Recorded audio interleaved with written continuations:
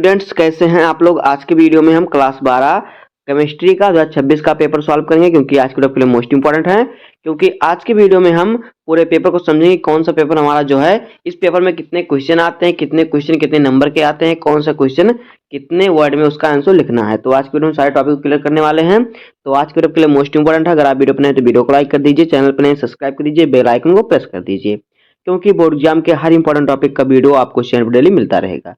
तो वही करते हैं वीडियो को स्टार्ट। तो देखिए, समय हमारा होता है 3 घंटे 15 मिनट का और पूर्णांक हमारा होता है 70 नंबर का। पहले नोट और निर्देश को हम ध्यान से पढ़ेंगे, उसी के अनुसार में पेपर को सॉल्व करना होगा। तो देखिए, नोट में हमें दिया है कि प्रारंभ के 15 मिनट परीक्षार्थियों को प्रश्न पत्र पढ़ने के लिए निर्धारित हैं। और फिर निर्देश में दिया है, पहला निर्देश कि सभी प्रश्न अनिवार्य हैं, प्रत्येक प्रश्न के निर्धारित अंक उनके समक्ष दिए गए हैं। उसका दूसरा है कि गणनात्मक प्रश्नों में गणना के समस्त पद दीजिए। और फिर तीसरा है, प्रश्नों के प्रासंगिक उत्तर दीजिए। छठवां, जहां आवश्यक हो रासायनिक समीकरण भी दीजिए। अब देखिए, हमारा आ गया जो है बहुविकल्पीय प्रश्न। प्रश्न संख्या 1 जो हमारा बहुविकल्पीय प्रकार का है। तो कह रहा है कि इस प्रश्न में जो है प्रत्येक खंड में 4 विकल्प दिए गए हैं, सही विकल्प चुनकर उसे अपनी उत्तर पुस्तिका में लिखिए। तो देखिए, का वाला क्वेश्चन यहाँ पे हमें कह रहा है कि देखिए, कह रहा है यदि एक प्रोटीन के 200 सीएम क्यूब जलीय विलयन में 1.26 ग्राम प्रोटीन है तथा 300 केल्विन पर इस विलयन का पराशर दाब 2.57 × 10³ बार है, तो प्रोटीन का मोल द्रव्यमान होगा। तो यहाँ पे देखिए, हमें 4 ऑप्शन दिए हैं, इसको हमें सॉल्व करना होगा। तो इसका सोल्यूशन मैं बगल में लगा दे रहा हूँ आपका, देखिए फोटो में, यहाँ पर आप देख लीजिए कि इसका सोल्यूशन किस प्रकार से रहेगा। तो इसका राइट आंसर जो हमारा आएगा, देखिए क्या आएगा, जो इसका राइट आंसर हमारा आएगा वो हमारा आ जाएगा, देखिए 61.022, ये हमारा राइट आंसर आएगा। देखिए, यहाँ पे हमने 10⁻2 से गुणा किया हुआ है, तो अगर इसको हम सॉल्व करेंगे तो ये हमारा आएगा कि 61.022 ग्राम प्रति मोल। तो इसलिए यहाँ पे ऑप्शन नंबर पहला हमारा सही हो जाएगा। और आप देख सकते हैं चित्र में कैसे इसका सोल्यूशन होगा। उसके बाद देखिए, दूसरा क्वेश्चन है खा वाला। कह रहा है कि संक्रमण तत्वों की मूल अवस्था में नीचे दिए गए डी इलेक्ट्रॉन विन्यास में कौन सी ऑक्सीकरण अवस्था स्थायी होगी। तो यहाँ पे देखिए, हमें 4 ऑप्शन दिया। पहला है 3D3, दूसरा 3D5, तीसरा 3D8, चौथा 3D4। तो देखिए, इसका जो राइट आंसर हमारा हो जाएगा 3D5 हो जाएगा। कैसे हो जाएगा, देखिए 5 सही होगा। इसका भी हमने यहाँ पे बगल में सोल्यूशन दिखा रहा हूँ, यहाँ पर आप देख सकते हैं कि कैसे ये होगा 3D5। उसके बाद देखिए, ग वाला क्वेश्चन है कि संकुल CO × NH3 के होल 6 × Cl2 से विलयन में कितने आयन उत्पन्न होंगे। तो पहला ऑप्शन है 6, दूसरा ऑप्शन है 4, तीसरा ऑप्शन 3, चौथा ऑप्शन है 2। तो यहाँ पे देखिए, यहाँ पर 3 आयन जो होंगे, क्या होंगे, उत्पन्न होंगे। तो यहाँ पे हमारा राइट आंसर 3 हो जाएगा। इसका भी सोल्यूशन मैं बगल में PDF लगा रहा हूँ, यहाँ से आप देख लीजिए इसका सोल्यूशन कैसे होगा। उसके बाद देखिए, घा वाला है, निम्नलिखित यौगिकों के क्वथनांक का बढ़ता क्रम लिखिए। तो यहाँ पे देखिए, हमें यौगिक दिया, हमें इनको बढ़ते क्रम में लिखना हुआ है। तो देखिए, इनका क्वथनांक के बढ़ते क्रम में लिखना, यानी कि सबसे कम क्वथनांक पहले होना चाहिए, उसके बाद उससे अधिक, उसके बाद उससे अधिक, सबसे अधिक जो होना चाहिए सबसे लास्ट में होना चाहिए। तो यहाँ पे देखिए, इसका जो राइट आंसर हमारा हो जाएगा वो क्या हो जाएगा, वो हमारा यहाँ पे देखिए हो जाएगा ये तीसरा वाला, ये वाला हमारा हो जाएगा राइट आंसर। तो इसका भी मैं PDF लगा दे रहा हूँ, आप देख सकते हैं कैसे ये ऑप्शन सही होगा हमारा। उसके बाद देखिए, 5वां क्वेश्चन हमारा है कि ग्रेवियल थैलिमाइड संश्लेषण से बनता है। पहला ऑप्शन है प्राथमिक एरोमेटिक एमीन, दूसरा ऑप्शन है प्राथमिक एलिफैटिक एमीन, तीसरा है द्वितीयक एमीन और चौथा है तृतीयक एमीन। तो देखिए, इसका राइट आंसर हो जाएगा प्राथमिक एलिफैटिक एमीन। तो यहाँ पे हमारा ऑप्शन नंबर दूसरा सही हो जाएगा। कैसे सही होगा, इसका भी मैं आपसे यहाँ पे देखिए फोटो लगा दे रहा हूँ इसके सोल्यूशन का, वहां से आप देख लीजिए। उसके बाद देखिए, 6वां है कि माल्टोस बना होता है। पहला ऑप्शन है 2 अणु ग्लूकोज से, दूसरा ऑप्शन है 2 अणु फ्रक्टोज से, तीसरा ऑप्शन 2 ग्लूकोज तथा फ्रक्टोज दोनों से, और चौथा ऑप्शन इनमें से कोई नहीं। देखिए, इसका राइट आंसर जो है जाएगा वो हमारा हो जाएगा 2 अणु ग्लूकोज के। तो देखिए, इसका राइट आंसर हो जाएगा ऑप्शन नंबर पहला। कैसे होगा, इसका भी मैं यहाँ पे PDF लगा दे रहा हूँ, यहाँ से आप देख सकते हैं। उसके बाद हमारा आ गया प्रश्न संख्या 2। तो देखिए, यहाँ से आपका जो हो गया 6 नंबर कन्फर्म हो गया बहुविकल्पीय से। उसके बाद हमारा आ गया प्रश्न संख्या 2। प्रश्न संख्या 2 हमारा हर प्रश्न 2-2 नंबर का है। तो देखिए, यहाँ पर आपको 4 प्रश्न दिए जाएंगे। तो यहाँ पे प्रश्न संख्या 2 में आपके 4 प्रश्न दिए जाएंगे, जहाँ से आपको मिलेगा कितना नंबर, 8 नंबर, क्योंकि हर प्रश्न 2 नंबर का होगा। तो यहाँ पे देखिए का वाला क्वेश्चन है कि वांट हाफ गुणांक की व्याख्या कीजिए, यह अणुसंख्य गुणों से किस प्रकार संबंधित है। तो ये क्वेश्चन हमारा 2 नंबर का है। इन सभी क्वेश्चनों का सलूशन आपको करना है। खा वाला है कि अंतराकाशी यौगिक क्या है, इस प्रकार के यौगिक धातुओं के लिए भली प्रकार ज्ञात कीजिए। यानी अंतराकाशी यौगिक क्या है, इस प्रकार के यौगिक के संक्रमण धातुओं के लिए जो है उसे भली प्रकार ज्ञात क्यों है, इसका हमें बताना है।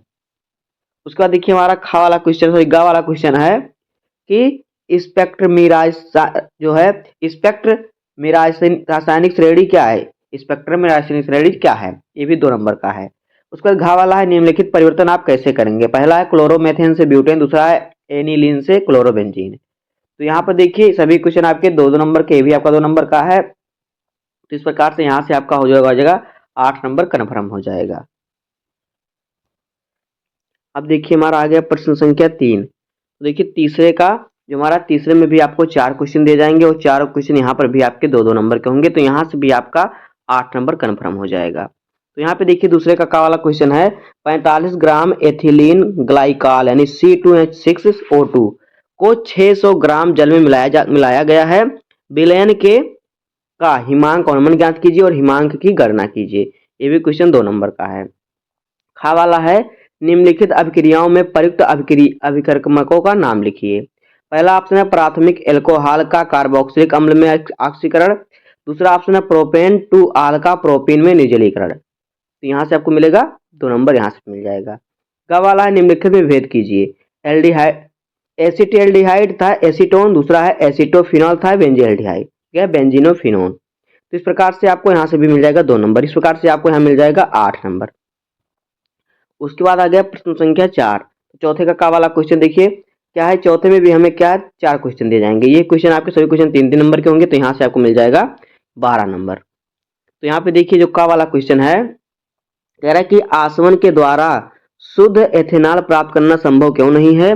इसे द्विअंगी मिश्रणों को क्या नाम दिया जाता है जो समानतया राउल्ट के नियम से विचलन दर्शाते हैं और जिनके अवयवों को आसवन विधि द्वारा अलग नहीं किया जा सकता। ये मिश्रण कितने प्रकार के होते हैं। इस क्वेश्चन पर आपको मिलेगा 3 नंबर। उसके बाद खा वाला है किसी वैद्युत अपघट्ट के विलयन की चालकता एवं मोलर चालकता की परिभाषा दीजिए। सांद्रता के साथ इनके परिवर्तन की विवेचना कीजिए। ये भी क्वेश्चन 3 नंबर का है। गा वाला है कि एक अभिक्रिया ए के प्रति प्रथम तथा बी के प्रति द्वितीय कोट की है। तो पहला इसमें ज्ञात करना अवकलन वेग समीकरण। दूसरा है बी सांद्रता की 3 गुनी करने से वेग पर क्या प्रभाव पड़ेगा। तीसरा है ए तथा बी दोनों की सांद्रता दुगुनी करने से वेग पर क्या प्रभाव पड़ेगा। तो यहाँ से भी आपको मिल जाएगा 3 नंबर। उसके बाद घा वाला है कि निम्नलिखित का कारण स्पष्ट कीजिए। पहला है Cr+2 प्रबल अपचायक है जबकि मैंगनीज जो है नहीं है। दूसरा यहाँ पे तीसरा है, कह रहा है दूसरा देखिए, कह रहा है कि यहाँ पे देखिए सॉरी, कह रहा है Cr+2 प्रबल अपचायक है जबकि जो मैंगनीज है यह है थर्ड प्रबल ऑक्सीकारक है। तो यहाँ पर देखिए आपको कारण बताना है। दूसरा है आयनों का D1 विन्यास अत्यंत अस्थायी होता है, क्यों होता है। तो इसका कारण बताएंगे। तो यहाँ से भी आपको मिल जाएगा 3 नंबर। उसके बाद हमारा आ गया प्रश्न संख्या 5। 5 में भी आपको मिलेगा 4 क्वेश्चन। यहाँ पे हर क्वेश्चन आपके 4-4 नंबर के होंगे। तो यहाँ पर देखिए आपका हो जाएगा 16 नंबर। तो देखिए यहाँ पे का वाला क्वेश्चन है कि प्राथमिक और द्वितीयक बैटरियों की तुलना में ईंधन सेल से क्या लाभ है। डिस्चार्ज होते समय सीसा संचायक सेल में होने वाली अभिक्रिया लिखिए। जबकि बैटरी डिस्चार्ज होती है तो विद्युत अपघट्ट का घनत्व किस प्रकार प्रभावित होता है। खा वाला है, खा वाले में 2 क्वेश्चन दे रहे हैं, पहला और दूसरा। पहला है प्रथम कोट की अभिक्रिया के लिए वेग स्थिरांक 60 सेकेंड इनवर्स है। अभिक्रिया को अपनी प्रारंभिक सांद्रता 1/16वां भाग रह जाने में कितना समय लगेगा। दूसरा है एक प्रथम कोट की अभिक्रिया में 30% वियोजन होने पर 40 मिनट लगते हैं। तो टी हाफ की गणना कीजिए, यानी आधे समय की गणना कीजिए। उसके बाद देखिए गा वाला है, इसमें भी 2 क्वेश्चन है। कह रहा है ग्लूकोज तथा फ्रक्टोज के दो समान रासायनिक गुणों का समीकरण लिखिए। ये भी इस पर आपको मिलेगा 2 नंबर। दूसरा है विटामिन ए व सी हमारे लिए क्या आवश्यक है, उनके उदाहरण सहित स्रोत लिखिए। तो यहाँ पर आपको मिल जाएगा 4 नंबर। घा वाला है द्विदंतुर था उभय दंतुर लिंगेंड से क्या तात्पर्य है।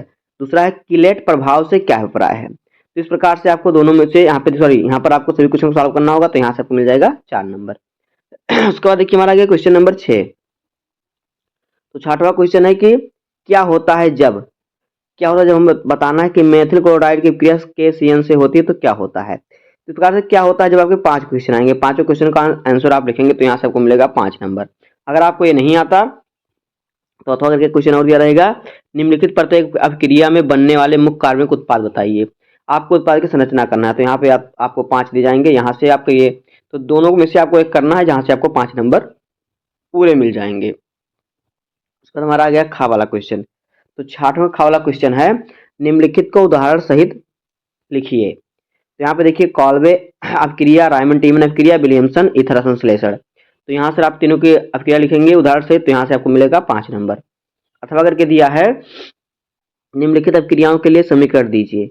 यहाँ पे देखिए तनु HNO3 की फिनाल से अपक्रिया, दूसरा है ब्रोमीन की CH2 में फिनॉल के साथ अपक्रिया, तीसरा है प्रोपेन 1 अल्का क्षारीय KMNO4 के साथ अपक्रिया। तो यहाँ पर भी दोनों में से सिर्फ आपको एक ही सॉल्व करना है, जहां से आपको मिलेगा 5 नंबर। अब देखिए हमारा आ गया क्वेश्चन नंबर 7। तो 7वां कह रहा है, 7वां का कहा कि निम्नलिखित रूपांतरणों को अधिकतम कि 2 चरणों में संपन्न कीजिए। तो यहाँ पे देखिए कह रहा है कि ब्रोमोबेंजीन से 1 फेनिल एल्थिनाल बनाना। तो यहाँ पे देखिए आपको 5 दिए हैं, पांचों को आपको सॉल्व करना है, तब आपको मिलेंगे 5 नंबर। अथवा करके दिया है कि निम्नलिखित यौगिकों की संरचना कीजिए। यहाँ पे 5 यौगिक दिए हैं, इनकी संरचना करेंगे, यहाँ से मिलेगा 5 नंबर। यानी यहाँ पर इन दोनों में से आपको सिर्फ एक सॉल्व करना है, जहां से आपको मिल जाएगा 5 नंबर।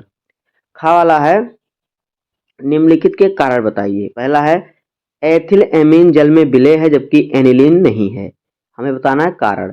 दूसरा है एनिलीन फ्रेडल क्राफ्टल अपक्रिया प्रदर्शित नहीं करती, इसका कारण बताना है। तीसरा है एरोमेटिक एमिनो के डाई एजोनियम तथा एलिफैटिक एमिनो से प्राप्त लवण से अधिक स्थायी होती हैं। तो यहाँ पर देखिए आपके, तो इसको सॉल्व कीजिए। तो अथवा के दिया है कि अणु सूत्र C4H11N से प्राप्त विभिन्न समावयी एमिनो की संरचना कीजिए। लिखिए विभिन्न युग्मों द्वारा कौन से प्रकार की समावयता प्रदर्शित होती है। दूसरा है एथेनॉलिक HN3 की C2H5Cl के साथ क्रिया का रासायनिक समीकरण दीजिए। या तो आप इसको सॉल्व कीजिए या तो आप इन दोनों को सॉल्व कीजिए, तब जाके आपको मिलेगा 5 नंबर। तो इतना ही आपको सॉल्व करना है। तो दोस्तों इस प्रकार से हो जाएगा क्लास 12 केमिस्ट्री का 26 का पेपर आएगा, उसी प्रकार से आप सॉल्व करेंगे तो जाके आपको मिलेगा पूरे 70 नंबर। तो बस इतना ही आपको क्वेश्चन पेपर में आएगा। तो उम्मीद करता हूँ आपको वीडियो पसंद आया होगा। अगर आपको वीडियो पसंद आए तो वीडियो को लाइक कर दीजिए, चैनल पर नए हैं सब्सक्राइब कर दीजिए, बेल आइकन को प्रेस कर दीजिए, क्योंकि बोर्ड एग्जाम के हर इंपॉर्टेंट टॉपिक का वीडियो आपको इस वीडियो में मिलता रहेगा। तो मिलते हैं किसी नेक्स्ट वीडियो में, तब तक के लिए धन्यवाद, जय हिंद।